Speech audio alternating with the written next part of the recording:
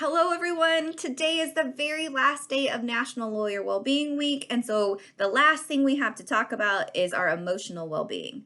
The theme for the day today is Feel Well, and this requires us to take a look at our own abilities to understand, identify, and use our emotions well as it encourages us to seek help for mental health when we need it. Now, when I looked at the topic and the recommendations for the day, I immediately knew that I wanted to talk to you about emotional intelligence. So emotional intelligence is sometimes referred to as EQ or EI. They're the same thing. And essentially, this is our capability to understand our own emotions as well as others' emotions, and then use that information to help guide our thoughts as well as our behavior.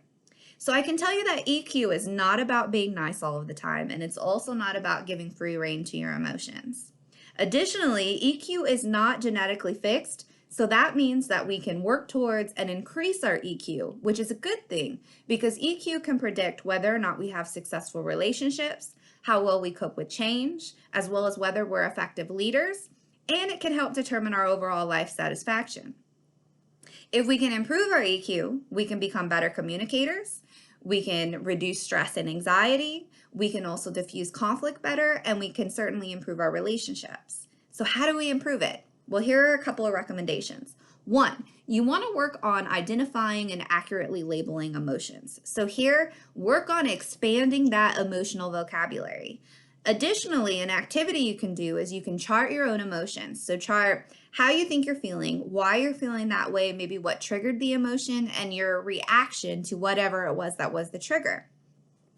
After you have the ability to accurately identify and label emotions, then you want to have the ability to understand those emotions.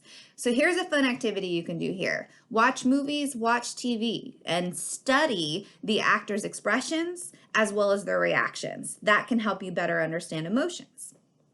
And then in everyday life, don't be afraid to ask somebody how they're feeling.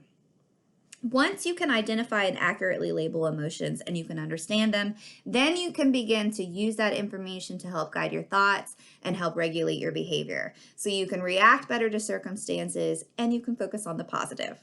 All right, you guys, that's a wrap for the week. All right, bye-bye.